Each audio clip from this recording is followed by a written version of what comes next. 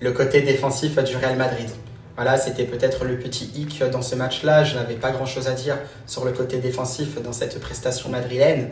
Mais malheureusement, il y a eu ce petit but de Las Palmas dès les premières secondes de jeu. On l'a rappelé, c'était le but le plus rapide de la Liga cette saison. Et encore une fois, ça a souligné la passivité défensive du Real Madrid depuis le début de la saison.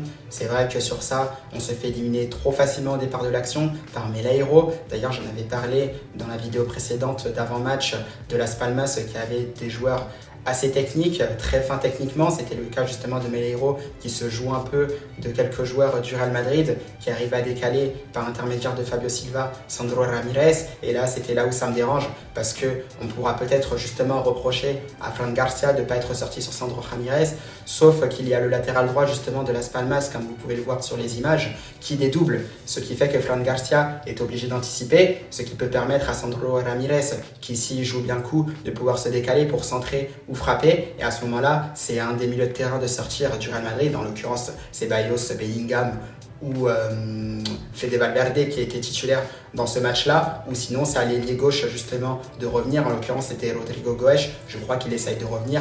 Malheureusement, c'est trop tard. Sandro Ramirez a le temps de se servir de l'appel de son latéral et aussi de fixer Fran Garcia pour centrer. Et là, derrière, comme on l'a dit, c'est Lucas Vázquez qui est un peu inattentif sur cette action-là, puisque Fabio Silva arrive à prendre le ballon dans son dos un peu trop facilement. Et Thibaut Courtois, voilà, qui est battu, ne peut rien faire.